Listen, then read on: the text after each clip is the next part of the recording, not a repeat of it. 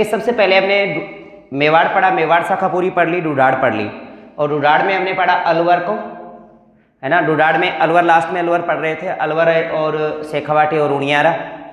आज जो शाखा पढ़ेंगे चित्रशैली में वो रहेगी हाड़ौती, मतलब लास्ट शाखा है पर चित्रशैली में। तो हाड़ौती में, हाड़ौती के अंतर्गत जो हाड़ौती क्षेत्र आता है, कोटा बूंदी बारा झालावाड़ आता है, कोटा बूंदी बारा झालावाड़ 4 आते हैं।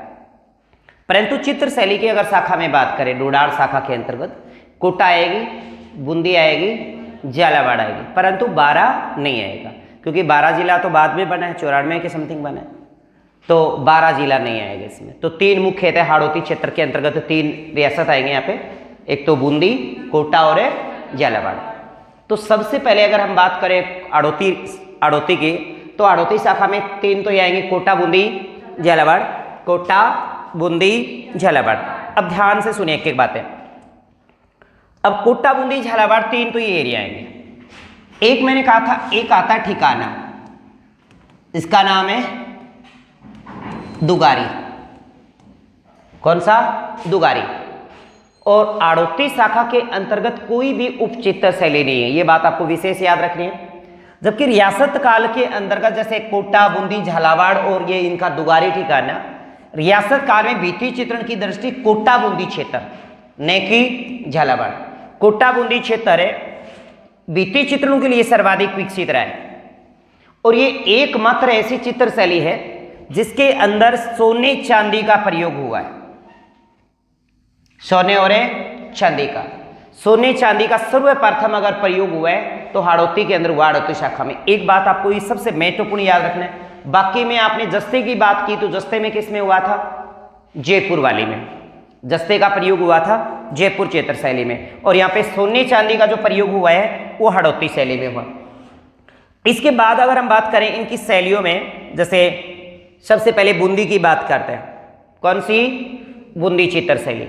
अब बूंदी चित्र शैली में अगर बात करें तो सबसे पहले बूंदी का देखो संबंध रहा है रियासत काल में, वो मेवाड़ के साथ वैवाहिक संबंध अच्छे रहे बूंदी वालों के। किसका?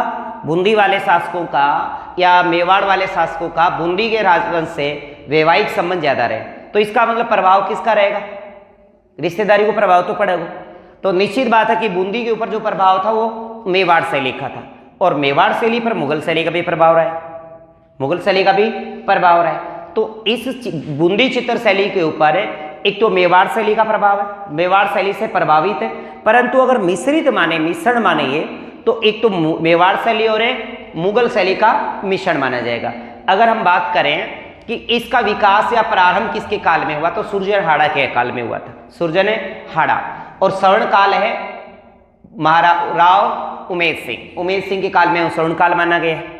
तो विकास की बात करें या प्रारंभ की बात करें तो कहोगे सुरजन हाड़ा, और स्वर्ण काल की बात करें तो उमेद सिंह। सबसे ज्यादा प्रमुख पशु पक्षियों की बात करें तो शेर, हिरण और बतख। और एकमात्र चित्र शैली ऐसी रही जिसमें सर्वाधिक पशु पक्षियों के चित्र, सर्वाधिक, वैसे तो सभी में हुए हैं पशु पक्षियों के, पर सर्वाधिक पशु पक्षियों के चित्र हुए हैं बूंदी में। वृक्ष की बात करें तो खजूर है। और राजस्थान की एकमात्र चित्र शैली जिसमें सबसे ज्यादा रंगों का प्रयोग हुआ है, सफेद, गुलाबी, लाल, हिंगलू, हरा। तो यहां पे एक पर्सन बनेगा आपका यहाँ पे कि राजस्थान के निम्न में से कौन सी चित्र शैली पे सर्वाधिक रंगों का प्रयोग हुआ है। तो सर्वाधिक रंगों की बात करें तो आपका जवाब होगा बूंदी। निम्न में से किस चित्र शैली में सर्वाधिक रंगों का प्रयोग हुआ?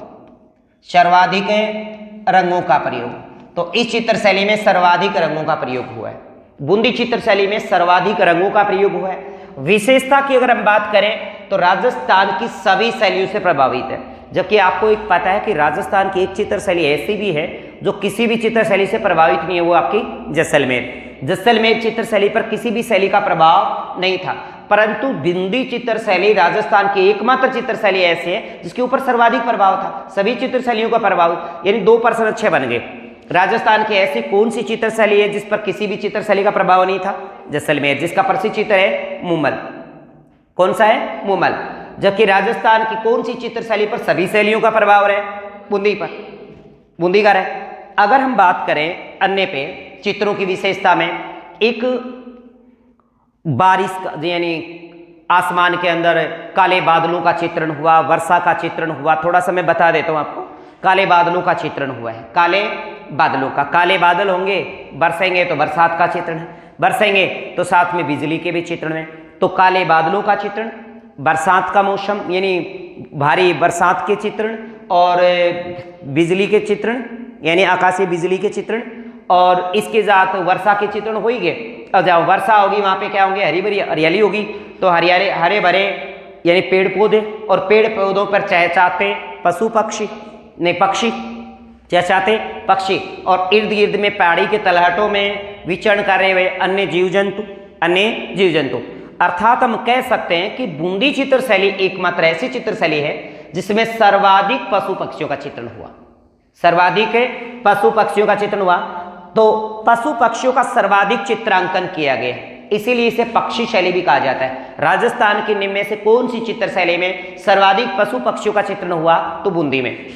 राजस्थान की कौन सी चित्र शैली सभी चित्र शैलियों से प्रभावित थी, बूंदी।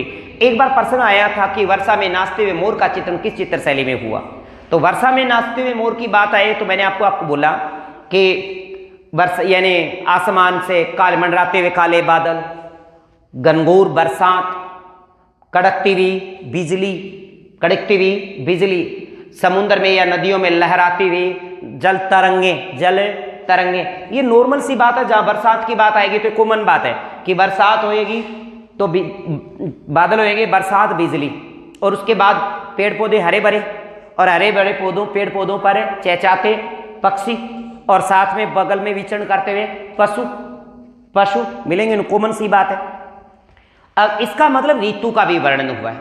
तो एक तो नायिका भेद, ऋतु वर्णन, राग रागनिया, 12 मासा का चित्रण किस चित्र शैली में है, बूंदी चित्र शैली में। तो आपको याद रखने वाली बातें क्या क्या हैं वो ध्यान से सुनिएगा। राजस्थान की सभी शैलियों से प्रभावित चित्र शैली, नाचते हुए मोर का चित्र, पशु पक्षियों का सर्वाधिक चित्रांकन हुआ, इसलिए इसे पक्षी शैली कहा गया है। पक्षियों का सर्वाधिक चित्रण किस चित्र शैली में हुआ है, तो आप याद रखिएगा बूंदी चित्र शैली में, जिसमें बतख और कबूतर का सबसे ज्यादा प्रयोग हुआ। अब प्रमुख चित्रों में अगर बात करें तो मैंने आपको एक बोली राग रागनिया है, राग दीपक की बात करें, रागनी भैरव, राग दीपक, राग रागनिया, नायिका भेद, ऋतु वर्णन, 12 मासा, ये आया हुआ है। नायिका भेद, ऋतु वर्णन और 12 मासा, नायिका भेद, ऋतु वर्णन और 12 मासा, राग रागनिया, नायिका भेद, ऋतु वर्णन, 12 मासा, और कर्षण की लीलाएं, दरबार, शिकार के दृश्य। तो याद रखिए शिकार के दृश्य सर्वाधिक जो हुए हैं वो कोटा में हुए हैं, याद रखने वाली बात है, क्योंकि कोटा चित्र शैली को शिकार शैली कहा जाता है। क्या कहा जाता है, शिकार शैली। तो शिकार के सर्वाधिक जो चित्रण हुए हैं वो तो हुए कोटा में। अगर यूं पूछे कि शिकार के दृश्य किस चित्र शैली में चित्रित किए गए, तो 2 चित्र शैली याद रखें, कोटा और बूंदी, जबकि सर्वाधिक बात करें तो कोटा। इसके बाद दरबार यानी कर्षण की लीलाएं हैं, दरबार है, दरबार होगा तो साथ साथ प्रकृति चित्रण भी होगा, प्रकृति चित्रण, कर्षण लीलाएं होंगी, कर्षण लीलाएं प्रकृति चित्रण है, कर्षण लीलाएं हैं, उत्सव का अंकन होगा। उत्सव मतलब समझ रहे हो, जैसे आपने शादी विवाह में प्रोग्राम होता है उसके चित्र, आजकल तो हम फोटो ले लेते हैं, कैमरा लगा ही रहता है। इसके बाद एक बात और है, अंग्रेज दंपति को पियानो बजाते हुए, पियानो जानते हो, अंग्रेज दंपति को पियानो बजाते हुए दिखाया गया है, यानी दोनों लोग लुगाई के बजावे हैं, पियानो बजावे हैं। पियानो वाद्य होता है, हाँ पियानो वाद्य यंत्र होता है साहब, है ना। तो आकाश में उमड़ते हुए काले बादल, बिजली की कौन, घनघोर वर्षा, नदी में उठती जल तरंगे। मैंने कहा देखो आकाश में काले बादल होंगे तो बरसात होएगी, घनघोर वर्षा होगी, नदी में उफलती जल तरंगे होंगी, हरे भरे वृक्ष होंगे, पक्की बात है ये तो। उन पर चहचहाते पक्षी या चिड़िया होंगी, नाचते हुए मोर होंगे। जहाँ बरसात होगी तो मोर नाचते हुए, तो नाचते हुए मोर का चित्रण किसमें, बूंदी में। कलाबाती दिखाते बंदर, अब बंदर भी पीछे नहीं रहेंगे, ये भी कलाबाती, कभी बंदर आगे कभी बंदरी पीछे, आगे पीछे कलाबाती करते रहेंगे। कलाबाजी कर दिखाते हुए बंदर, पहाड़ की तलहटी में विचरण करते हुए वन्य जीव, ये बात मैंने बोली थी कि पहाड़ की तलहटी में विचरण करते हुए वन्य जीव चित्रण किया गया। और रेखाओं का सुंदर चित्रण हुआ, रेखाओं के सुंदर चित्रण से मतलब लाइनिंग से सुंदर चित्रण जो हुए, खास करके इसमें मोर के चित्रण हुए, तो ये थी आपकी बूंदी चित्र शैली। बूंदी चित्र शैली में आपने पढ़ा कि सर्वाधिक रंगों का प्रयोग हुआ, सर्वाधिक पशु पक्षियों का चित्रण हुआ, इसीलिए इसे पक्षी शैली कहा जाता है। सर्वाधिक सभी चित्र शैलियों से प्रभावित है। विकास हुआ है सुरजनहाड़ा के काल में, स्वर्ण है उमेश सिंह के काल में। याद रहेगी, सबसे ज्यादा रंगों का प्रयोग हुआ है, जबकि सबसे ज्यादा रंगों का प्रयोग हुआ है, जबकि भूजे हुए रंगों का प्रयोग आपको पता है नागौर में हुआ है, सुनहरे रंगों का प्रयोग अजमेर में हुआ है, और प्राकृतिक रंगों का प्रयोग जयपुर में हुआ है। किसमें? जयपुर में। इसके बाद कुछ विशेषता थी। विशेषता में हमने एक बात तो ये पढ़ी कि राजस्थान की सभी शैलियों से प्रभावित है, नाचते हुए मोर का चित्रण है, पशु पक्षियों का सर्वाधिक चित्रण है, इसीलिए इसे पक्षी शैली के नाम से भी जाना जाता है। रागनी भैरव राग दीपक, रागनी भैरव और राग दीपक, रागनी भैरव राग दीपक रंग में यानी जो चित्रशाला के अंतर्गत ये चित्रित किए गए। राग रागनिया नायिका वेद 12 मासा ऋतु वर्णन उत्सव के अंकन प्राकृतिक चित्रण शिकार के दर से दरबार के चित्रण, फिर काले बादल घनघोर वर्षा और कड़कती हुई बिजली, हरे वृक्ष उसके ऊपर चहचहाते हुए पशु पक्षी और बगल में विचरण करते हुए पशु, पियानो बजाते हुए 2 दंपति, अंग्रेज दंपति विदेश से, बिजली। इसके बाद नाचते हुए मोर, कलाबाती दिखाते हुए बंदर। ये तो कॉमन थी, ज्यादा हार्ड नहीं बातें। नारी चित्रण में जो विशेष बात है, इनकी नारी चित्रण में जो आंखों की पलकें हैं, आंख आम के पत्ते की तरह तो नितर है। आंख तो यह है जहां आम को पत्तों है, लहराते केस, खुले बाल, जबकि खुले बाल, हाथों में मेहंदी। आपको पता है किस चित्र शैली के हैं? अजमेर, है ना। लहराते बाल, खुले बाल और हाथों में लगी मेहंदी, किसमें? अजमेर। कटी, क्षीण कटी और ललित अंग विन्यास, यानी बिल्कुल क्षीण का मतलब कमजोर, पतली सी दिखाई गई, मोटी कौन दिखाई है चित्रांकन में? ललित अंग विन्यास, यानी सुंदर रंगों का वर्णन किया गया है या चित्रित किया गया। अब देखो एक बात आपको याद होगी, बार बार ये पूछी जाती है, चित्रशाला कहाँ है? बूंदी का जो राजमहल है उसके अंदर एक चित्रशाला बनी है। बूंदी के राजमहल में चित्रशाला बनी है, महारावल उमेश सिंह ने बनवाई थी। किसने? महारावल उमेश सिंह ने बूंदी के राजमहल में चित्रशाला का निर्माण करवाया, और ये चित्रशाला भित्ति चित्रों का स्मारक कहलाता है। क्या कहा मैंने? बूंदी के अंदर राजमहल में एक चित्रशाला है। कई बार पेपर में पूछा जाता है चित्रशाला का है, बार बार देखिए, आप पीछे के पेपर देखिए और आपसे पूछा जाएगा, जगह जगह मिलेगा कि चित्रशाला कहाँ है, चित्रशाला कहाँ है? बूंदी है। चित्रशाला कहाँ पर है? बूंदी में। किसने बनवाई है? उमेश सिंह ने। ये बार बार पूछा गया, ये किसने बनवाई है, कहाँ पे है? तो चित्रशाला बूंदी में है, राजमहल बूंदी में है, उमेश सिंह ने बनवाई, और इसे भित्ति चित्रों का स्मारक कहा जाता है। भित्ति चित्रों का स्मारक कहा जाता है। अब राजस्थान की बूंदी चित्र शैली के अंदर ग्रंथों का चित्रण और लघु चित्र सबसे ज्यादा चित्रित हुए हैं। अगर बात हम शत्रुशाल हाड़ा की बात करें तो शत्रुशाल हाड़ा ने इस चित्र शैली में विकास करते हुए रंग महल, जो बूंदी के रंग महल में भित्ति चित्रण बड़े प्रसिद्ध है। और किसके काल के हैं? 70 साल। एक 70 साल के काल के अंदर रंग महल। एक शत्रुशाल की बात करें तो हाड़ा वंश के काल में इस शैली का विशेष रूप से विकास हुआ, बढ़ावा मिला। जबकि 70 साल की बात करें, 76 साल के, इन्होंने 76 साल में रंग महल जो बूंदी में, रंग महल है बूंदी में, इसके भित्ति चित्रणों का विश्व प्रसिद्ध माने जाते हैं। जिसमें आपने पढ़ा था ना रागनी भैरव, जो बात पढ़े थे आप, जिसमें 2 चित्र बड़े प्रसिद्ध हैं, एक तो रागनी भैरव और एक है राग दीपक। कौन से? रागनी भैरव, राग दीपक, विश्व प्रसिद्ध चित्र माने जाते हैं। इसके बाद अगर हम बात करें नेक्स्ट अगली प्रभु चित्रकार, अहमद अली है, रामलाल है, सुरजन सिंह है, किशन लाल और साधुराम। इसमें कोई ट्रिक व्रिक की जरूरत नहीं थी। अब देखो कोटा चित्र शैली की थोड़ी सी बात बता देता हूं, फिर बात दोबारा समझाऊंगा। तुम जाओ। अब देखो कोटा चित्र शैली पे भी याद रखेगा, मैंने एक बात कही कि कोटा चित्र शैली के अंदर शिकार के सर्वाधिक चित्रण हुए हैं, जबकि शिकार के चित्रण बूंदी में भी हुए, शिकार के चित्रण बूंदी में हुए, शिकार के चित्रण कोटा में हुए, परंतु शिकार के सर्वाधिक चित्रण जो हुए वो कोटा में हुए। किस चित्र शैली में है? कोटा में। तो इस चित्र शैली का उपनाम भी क्या पड़ता है? शिकार शैली। और एक विशेष बात यह भी है कि इसे वल्लभ संप्रदाय का इसके ऊपर पूर्ण प्रभाव था, जबकि आप ये भी जानते हो कि वल्लभ शैली के नाम से जानी जाने वाली चित्र शैली नाथ द्वारा है। नाथद्वारा चित्र शैली को वल्लभ शैली के नाम से भी जाना जाता है। जबकि ये पूछा जाए कि वल्लभ संप्रदाय से पूर्ण प्रभाव में चित्र शैली कौन सी है, तो कोटा। और वल्लभ शैली के नाम से जानी जाती है तो आपकी है नाथद्वारा। वल्लभ शैली के नाम से जाने वाली चित्र शैली है आपकी नाथद्वारा वाली, जबकि वल्लभ संप्रदाय का पूर्ण प्रभाव जिस चित्र शैली पर है वो कोटा। शिकार के इधर से बूंदी में भी है और शिकार के इधर से कोटा में भी, परंतु कोटा में शिकार के सर्वाधिक चित्रण हुए, इसलिए इसे शिकार शैली भी कहा जाता है। विकास की बात करें, प्रारंभ की बात करें, इनके प्राश्रय की बात करें तो महारावल राम सिंह के काल में ये अस्तित्व में आई। इसके बाद सवर्ण काल की बात करें तो कोटा का शासक हुआ है उमेद सिंह। बूंदी का भी उमेद सिंह, कोटा का भी उमेद सिंह, पर कोटा के जो उमेद सिंह वो कोटा के शासक हैं, बूंदी के शासक वो बूंदी के उमेद सिंह है, दोनों एक नहीं है। इसके बाद रंग की बात करें तो हल्के पीले, हरे रंग और नीले रंग का प्रयोग, हल्के रंग प्रयोग में लिए गए, पीले, हरे और नीले रंगों का प्रयोग हुआ। वृक्ष उसमें भी खजूर है, इसमें भी खजूर है। पक्षी वहां, पशु पक्षी में वहां पे शेर हिरण था बूंदी में, यहाँ पे शेर बतख है, शेर है बतख। विशेषता की बात करें, शिकार के सर्वाधिक दर से शिकार के सर्वाधिक चित्रण जो हुआ है वो कोटा चित्र शैली में हुआ।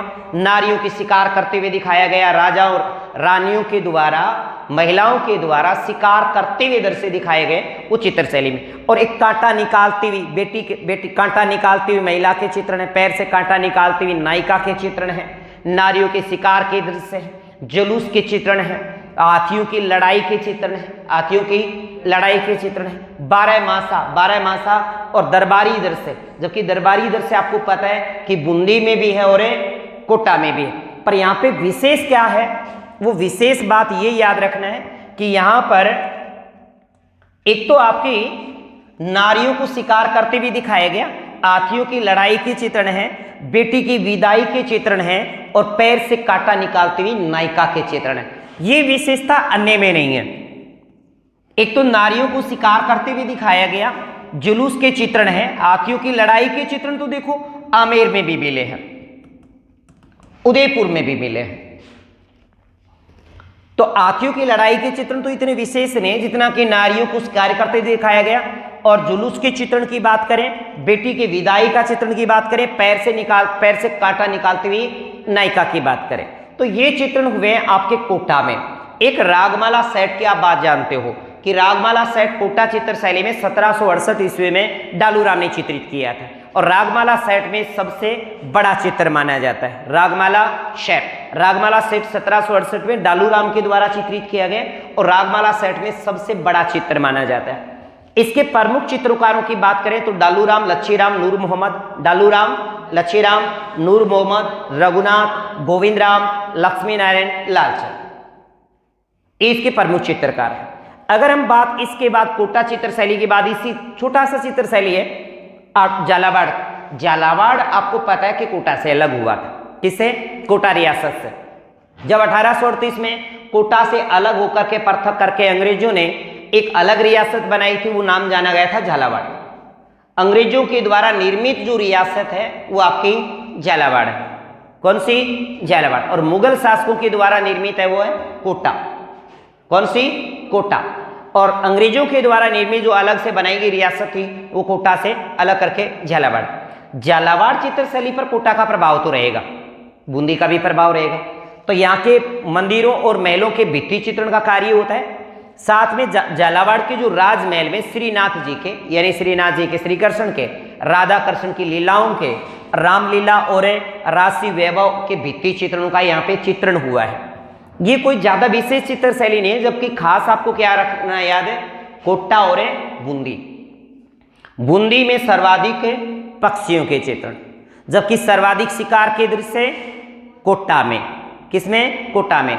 सभी चित्र शैलियों से प्रभावित है बूंदी। सबसे ज्यादा रंगों का प्रयोग हुआ है बूंदी में, सबसे ज्यादा रंगों का प्रयोग है बूंदी में हुआ, ये बात आप पढ़े हो।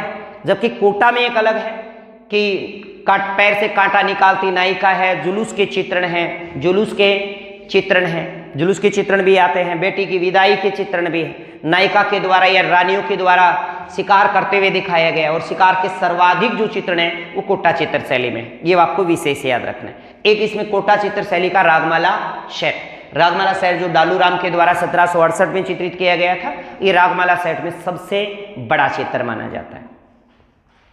इसके बाद देखिए नेक्स्ट हमने कुछ विशेष बातें पढ़नी है कि 12 मासा का चित्रण कहाँ कहाँ हुआ है। कोटा में, बूंदी में भी हुआ है, कोटा में भी हुआ है, उनियारा में हुआ है, बीकानेर की चित्रशैली में भी हुआ है, रामलीला का चित्रण अलवर में भी हुआ है, बूंदी में भी हुआ है और झालावाड़ में भी हुआ है। जबकि हाथियों की लड़ाई के कोटा में भी, बूंदी में भी, उदयपुर में और आमेर में भी हुआ है। आमेर चित्रशैली यानी ये वो चित्र हैं जो कई चित्रशैलियों में चित्रित किए गए। 12 मासा का चित्रण बूंदी, कोटा, उनियारा, बीकानेर, जबकि रामलीला का चित्रण अलवर में भी हुआ है, बूंदी में भी हुआ है और झालावाड़ में भी हुआ है। इसके बाद हाथियों की लड़ाई के कोटा, बूंदी, उदयपुर और आमेर में भी चित्रित हुआ है। रसिक प्रिया की बात करें तो रसिक प्रिया का चित्रण उदयपुर, जयपुर, किशनगढ़, बीकानेर और उनियारा। इसके बाद शिकार के दर से बात करें तो कोटा और बूंदी में, कोटा बूंदी के अलावा है आपका देवगढ़। 3 चित्रशैलियां ऐसे हैं। देवगढ़ ठिकाने की चित्रशैली के अंदर भी शिकार के दर से चित्रित हुए, तो कोटा, बूंदी और देवगढ़ में शिकार के दर से मिले, जबकि शिकार के सर्वाधिक दर से मिले हैं किसमें? कोटा में। इसके बाद चित्रकला की कुछ संस्थाएं हैं, चित्रकला की कुछ संस्थाएं, जैसे आपको बार बार पूछा जाता है टकमन 28 कहाँ है? टकमन 28 चित्रकला की संस्थान है। टकमन 28 उदयपुर में है। आज नाम से एक चित्रकला संस्थान है, उदयपुर में है। आपको ज्यादा याद नहीं रखना, टकमन 28 और आज है उदयपुर में। इसके बाद कलावर्त आयम पैग है जयपुर में, चितेरा और धोरा के नाम से जोधपुर में, अंकन के नाम से भीलवाड़ा में। ये बात याद नहीं रखना, माटी मानस कला दीर्घा जयपुर वाली, इतना इंपॉर्टेंट नहीं है। इंपॉर्टेंट आपका टकमन 28 और आज जो उदयपुर में है। कलावृत आयाम पैग जयपुर में है, माटी मानस कला दीर्घा जयपुर में। चितौरा और धोरा इंपोर्टेंट है, पेपर में आई हुई है। चितेरा और धोरा के नाम से जो चित्रकला संस्थान है वो जोधपुर में, और अंकन के नाम से भीलवाड़ा में। अंकन के नाम से कहाँ है? भीलवाड़ा में। इसके बाद राजस्थान के प्रमुख चित्रकला संग्रहालयों की बात करें तो एक तो पूथी खाना संग्रहालय जयपुर, सूरत खाना जयपुर, सूरत खाना पूथी खाना दोनों कहाँ है? जयपुर में। पुस्तक प्रकाश केंद्र जोधपुर में, जोधपुर में मानसिंह के द्वारा बनवाया गया। सरस्वती भंडार की अपन बात करके गए उदयपुर में। जीन भद्र सूरी भंडार की बात करें तो जैसलमेर में। चित्रशाला संग्रहालय की बात करें तो अभी थोड़ी देर पहले पढ़ रहे थे कि उमेर सिंह के काल में राजमहल बूंदी में चित्रित किया गया था। बूंदी में, ये बूंदी में बनाया गया था चित्रशाला संग्रहालय बूंदी के अंदर उमेर सिंह के काल में। आगे बात समझ। इसके बाद विभिन्न चित्रशैलियों की नायिकाओं के चित्रण की बात करें कि अलग अलग हमने चित्रशैलियां पढ़ी, तो उसमें नायिकाओं के यानी महिलाओं के जो चित्रण हुए हैं उनमें अलग अलग सम्मान से नारियों की आंखों की विशेषता बताएगी। खास करके नेत्रों का चित्रण किया गया, जैसे मछली के समान है मेवाड़ में, है ना, बादाम के समान है जोधपुर में, तिरछी और चकोर के समान है नाथद्वारा के, बादाम के समान जोधपुर, मर्ग नैनी मर्ग के समान है बीकानेर वाले, कमल की पंखुड़ी के समान है किशनगढ़ वाले, बड़ी और मीन के सदृश, बड़ी और मीन, बड़ी व मीन आंखें बड़ी और मीन के सदृश दिखाई देते हैं, मछली के समान दिखाई देते हैं जयपुर। और ओनली पूछता है कि मीन सदृश आंखें दिखाई देती है अलवर में। और कोटा के अंदर जो चित्र बने हैं महिलाओं के वो मृग नैनी मृग के समान बने। मृग जानते हो? मृग, हिरण, हिरण के समान आंखें, कोटा चित्रशैली। ये चित्रशैलियों में कुछ नायिकाओं के जो चित्रण किए गए हैं, नायिकाओं के आंखों का जो चित्रण किया गया, आपको पता है कि मछली के समान की बात आती है उदयपुर कर देंगे, तिरछी चकोर की बात करें तो नाथद्वारा कर देंगे, बादाम के समान आए तो जोधपुर कर देंगे, मृग नैनी की बात आए तो बीकानेर कर देंगे। पर मृग नैनी की बात करें तो बीकानेर और कोटा दोनों है, बीकानेर और कोटा दोनों। कौन सी आएगी इसमें? कोटा और मृग नैनी। बात तो एक ही बात है, मृग नयन कह दो और मृग नयन कह दो, है ना। तो ये कोटा। किशनगढ़ वाली ये इंपोर्टेंट है आपकी, कमान की पंखुड़ी के समान, कमान की पंखुड़ी के समान। जयपुर में बड़ी और मीन के सदृश, अलवर में मीन सदृश बड़ी सदृश आंखें दिखाई देते।